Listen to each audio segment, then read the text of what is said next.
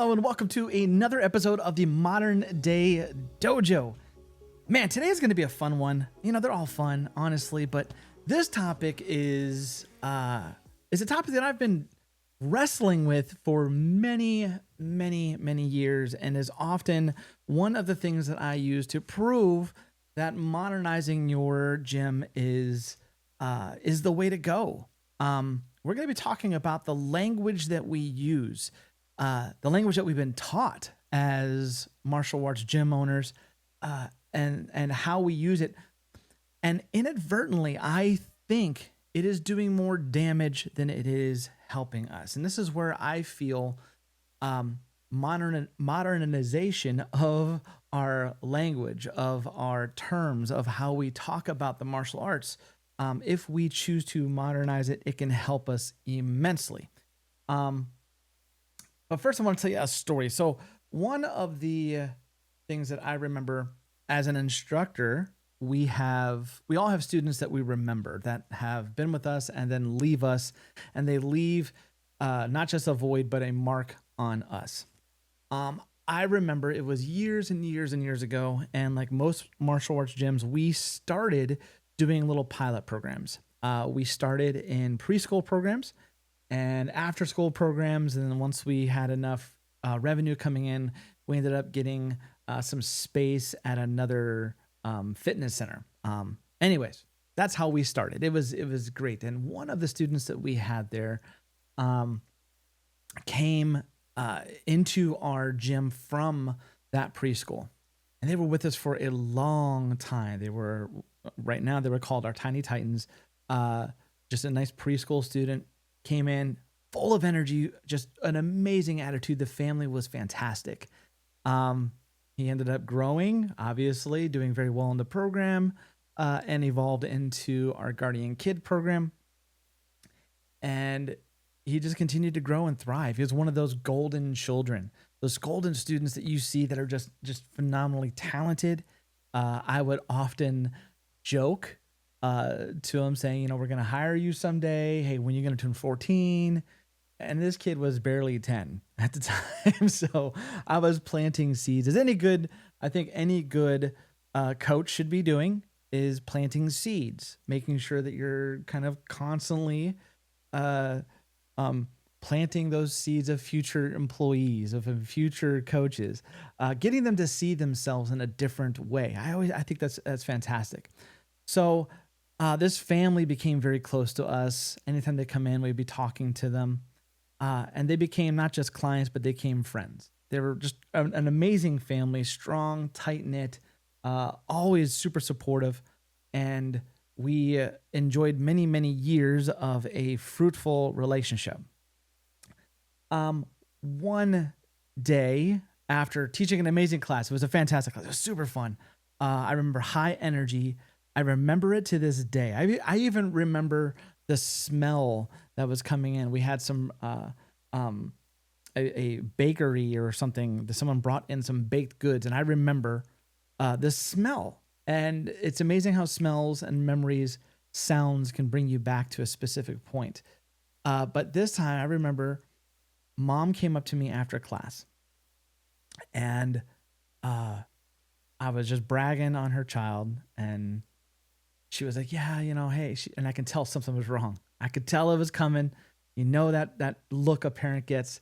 And she let me know that after 6 years of being with us, that she's deciding to pull out her child. And I'm not saying the names of them because, I don't want anybody to remember who this child was, but it broke my heart. It broke mine and my wife's heart, who nurtured this child ever since he was 4, came into our school, did exceptionally well, and they were leaving. And so my immediate response, as I think any coach should do, was, what's wrong? Is everything okay? And she let me know that everything was fine. They absolutely loved everything that we were doing. They absolutely still support the school. And they were pulling him out because, and this is the thing that hurt, they wanted him to do a sport. that cut hard. It was deep, painful. So I was like, you do realize that martial arts is a sport, right? And the confusion that was on her face, she just kind of looked and you could just look in her eyes and she was like, huh? And then she just said, I'm sorry. I never thought martial arts was a sport. I never even considered it. And so I was like, okay, well, hey, I understand. And they left. And that feeling of confusion and wondering, where did I go wrong, has lived with me for, to this day. And I really wondered for many, many years, what is it that we're doing wrong? And I think we as martial arts, the framing of our craft, of what we do, needs to evolve. I think we're alienating ourselves as an art from being seen as a sport. And when you look at current styles, I guess you could say, of martial arts right now that are thriving, you look at, the mixed martial arts, MMA, BJJ, Brazilian Jiu-Jitsu, and Krav Maga, they're flourishing right now. They're growing. They're on a huge uptick of popularity, while traditional schools are struggling for relevance. Parents see traditional martial arts as being schools. So after years of thinking about this and years of reflection, I started doing some observations, some studying, and really just looking at what we do as an industry and the outliers, the things that are thriving, and the things that are the places that are not thriving, and trying to see patterns and see signs of things that we could be doing better. So here's my theory. I think that the language that we use and have been taught as martial artists is outdated. You look at other systems, business, anything, and you'll start seeing that as time goes by, the evolution of the language is updated with it. That's what helps it succeed. But martial artists, for some reason, we look at our craft, we look at our art, and we are held.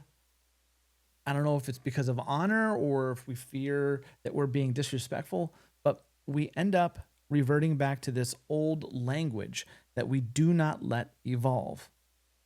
And it ends up, I think, costing us. And I think about it. Let's really dive into what is going on. I look at today. Now, as a dad, I have a completely new perspective on this as my kids are going through it. So children today, they wake up early in the morning and they go to, you got it, school, right? They go to school, and in school, they go to many different classes, learning from a teacher so they can understand and develop the knowledge to be able to pass tests because they need to get good grades. My daughter is in second grade now, but when she was in kindergarten and first grade, she absolutely loved school. But as children get older, as most kids around 8, 9, 10, their view on school starts to shift. And ask any 8-year-old, ask them, do you like school? 8, 9, 10-year-old, ask them, do you like school? You'll either get it's okay, or you'll get a resounding, no, hate school. I absolutely hate it. But yet, when you look at what we do as martial artists, and when you look at how we talk about things. We use the same language that schools use. So think about it. We tell our parents call in to our school after all day of being at school. We expect our kids to eagerly want to come to our school. If they're developing a negative look on what they do day in, day out, and we're using the same language to describe what we do, is it impossible to think that maybe in their minds, even subconsciously, they're already starting to put up mental brakes or barriers to coming to class? What is one of the biggest reasons why parents pull their kids from martial arts today?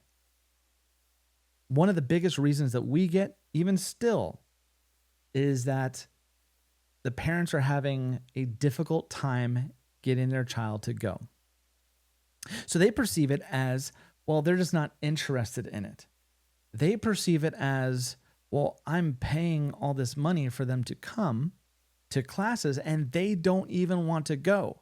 We, as coaches, try to tell our parents, listen, if they're playing or something, they're not going to want to stop doing something fun to be able to come to something else that's fun.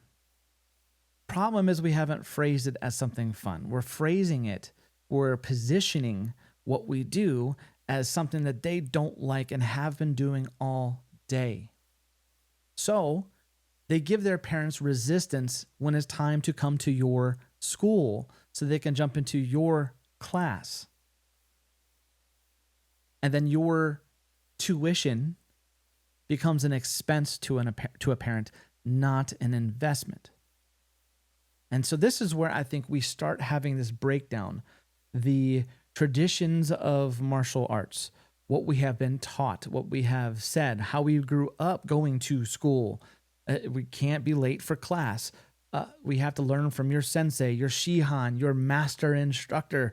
We go to these places and we start seeing and learning this language that now I think is becoming outdated. As a matter of fact, I thought it was outdated a long, long time ago. And we're creating solutions to, not even solutions to a problem. We're creating little Band-Aids by making our marketing a lot more novel, by interesting kids in coming in because they want to be a ninja or because they want to be the next Ninja Turtle or Karate Kid or Kung Fu Panda. We market to these things to gain interest to come in, but then we quickly talk about school, classes, instructors, teachers, their students, and it very quickly starts losing its luster. So kids nowadays, I'm taking my son to soccer. He's so into soccer right now, and which is great. He's been playing at school, so at recess he gets to go outside and play soccer. He gets to practice soccer, which is hilarious. He loves it, and he comes home. He's talking about soccer players, and granted, I am not a soccer player. I don't know anything about soccer, so he's super excited, and he has practices that he has to go to. And when it's time for practice, he's ready a half hour beforehand. He's eager to go. He has all of his stuff ready. He's got his snack. He's got his water. I even had to tell him to not put his jersey on because it's just a practice, dude. Just wear a t-shirt. But he wants to wear his jersey because it makes him feel great. It makes him feel like he's part of something, part of a team. Part of a team. He eagerly gets ready to go to practice. And I started wondering why are kids eager to go to soccer practice, to play a game, to learn a skill, but give their parents such a hard time to come to martial arts class? And in saying it, the answer became obvious to me. It became something it was almost a slap in the face, honestly. we're describing it wrong. We're positioning martial arts as one of the things in their life that they dislike. And even the ones that even like school, who wants to do the same thing over and over and over and over again? Who wants to go to school all day, then come home, have a snack, and then go to another school to learn from another teacher so they can still be a student? Sometimes it is better development for the brain if you can start putting on different identities. If I can be a student during the day, I can come home and be a son or a daughter. And then I get to go to another place where I can empower myself by becoming an athlete. Man, that is empowering. And so I think if we can give children the opportunity just by adjusting what we say and how we say it and our vision on them, if we can give them an identity of something different other than a student, we can start empowering them to believe deeper in their own abilities. And I think if we don't take a serious look at the language that we use, we're going to be losing so many amazing young kids that will never stick with the martial arts because it's just the same mundane student over student over student mentality. And not to say we're not learning anything in martial arts. So kids eagerly going to practice for a sport versus coming to our class because they need to earn or learn from a teacher. We become just another teacher to them. Barking orders. That's what we do. We tell them what to do. We teach them, of course. That's our job. We become just another teacher, and not for our own sake. We don't claim the identity of a coach, somebody who's helping build a skill on and off the mats. We pride ourselves as martial artists to be able to teach kids about self-defense, but also about life and character development. Some of the best coaches are the ones that are not on a martial arts mat. They're the ones on the field. They're the ones on a court teaching kids about life through the sport, through the challenge, through the discomfort, helping them to grow. And yes, teachers do it too. Absolutely. But again, switching the identity is I think helpful and encouraging for our athletes. Teachers, we're mentors. We show them about life. We talk to them. And most importantly, we'll let them know that we're there. We're a support system for them, not just somebody teaching them, barking orders at them. If we continue to describe what we do as school with all of these classes that you have to attend so you can pass your test,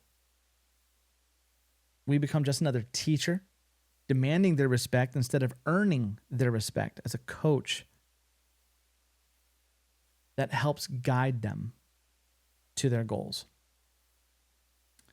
So this is why I believe things like modern Brazilian Jiu-Jitsu gyms are thriving, why MMA and Krav Maga are so popular. And consequently, this is also why traditional schools are hopping on YouTube, learning BJJ, learning Krav Maga, so they can teach it in their schools, because we are misplacing, we are misjudging that the popularity of these styles is solely based on style and not the culture that's being built within these schools, within the gym. So after my student left because they wanted to do a sport, I started thinking about what we were doing wrong. because I think the first thing when somebody leaves is not to look at it as their problem. It's our problem. So I looked at all the trends, followed the data, and ultimately landed on the revelation that the problem wasn't them misunderstanding what we do. It was us misrepresenting what we do, describing what we do as something that ultimately, even subconsciously, was a little unappealing to children as school. So we spent a lot of time and a lot of training changing. We looked at our brand, dove heavily into our brand, hired an amazing brand specialist that helped us kind of look at who we are, what we do, why we do it, helped us craft our mission, our vision, and it really helped us evolve into this identity of we're coaches. And we've changed, we evolved. We are a gym or a training center. We're not a martial arts school. We're a martial arts gym. As a matter of fact, when I first started my business, I called it Family First Martial Arts Training Centers. It's a training center. I didn't want it to be thought of as a school. It's another school. This was in 2010. I wanted to evolve how people saw the martial arts. I didn't want them to see it as another school.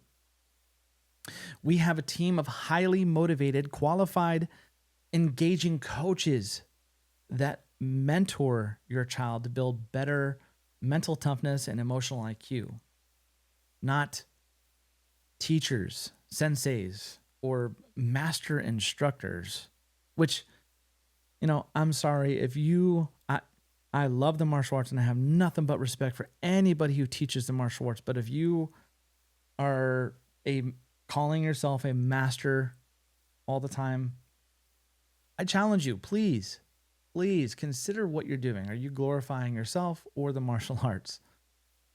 And as many years as I've been in martial arts and as many arts as I have practiced, I am still and always will be a student. So I challenge you, be a student.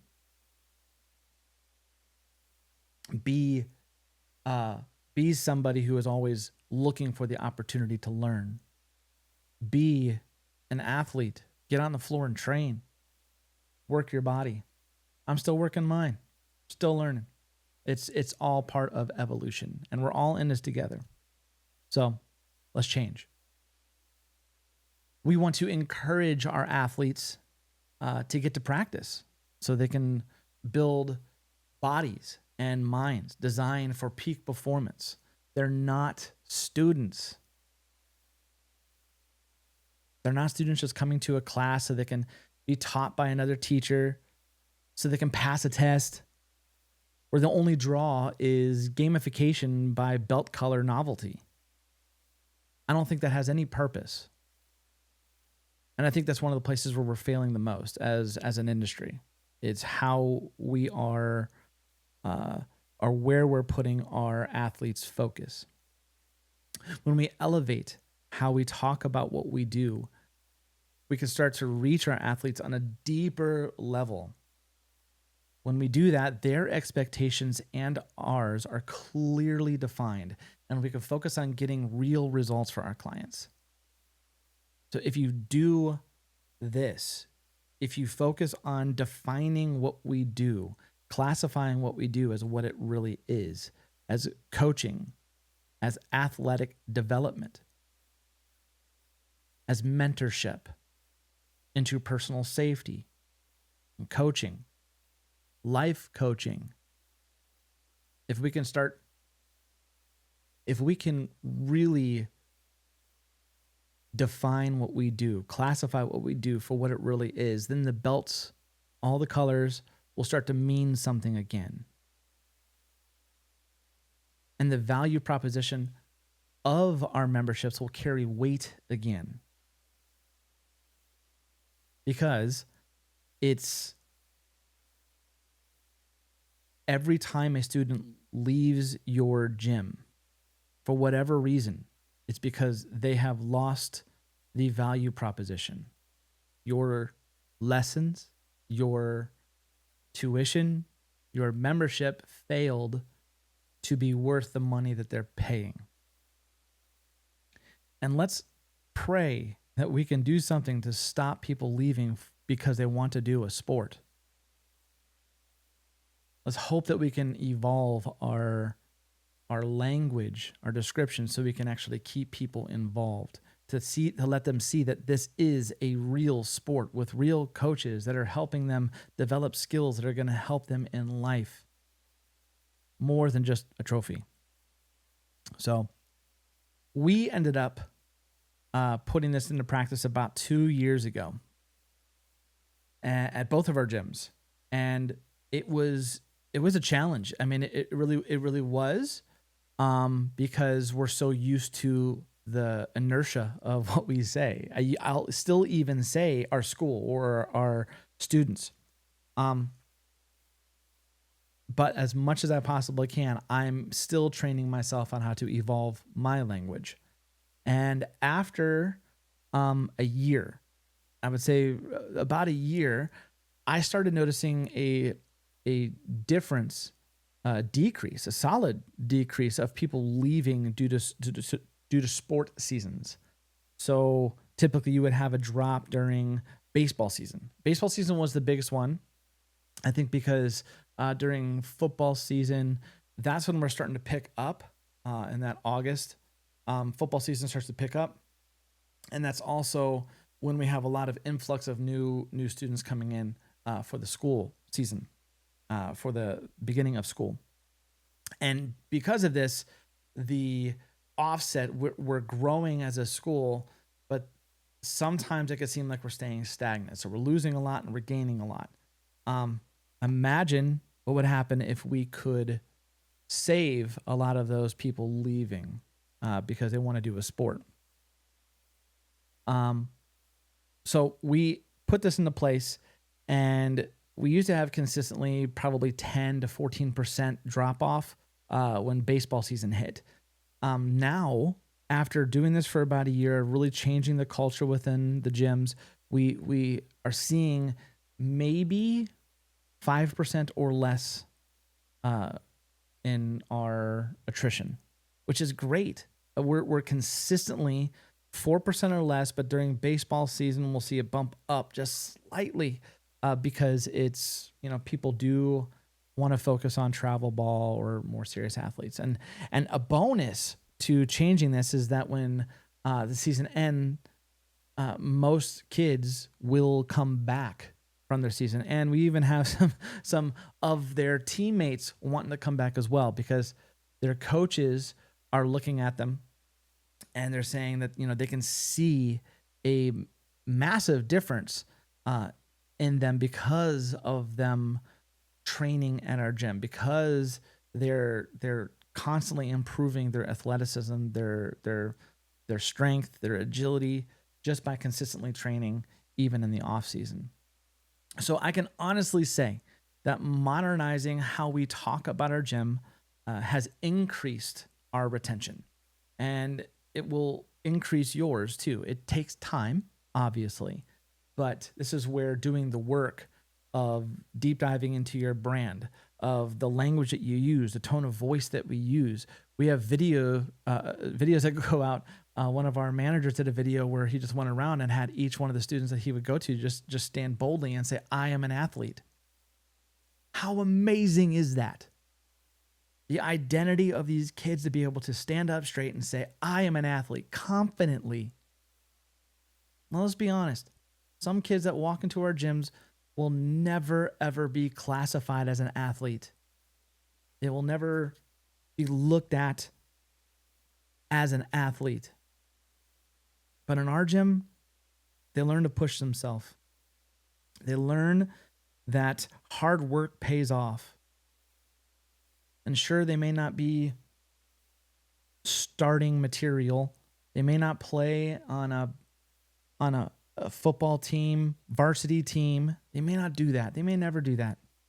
But in our gym, they can look at themselves in the mirror and say, I am an athlete. I do hard things. And they can earn the respect by working hard, by training hard, by getting pushed and directed by mentors and coaches that are invested in them. That is what my martial arts is about. And I think most martial arts gyms nowadays are wanting that same thing.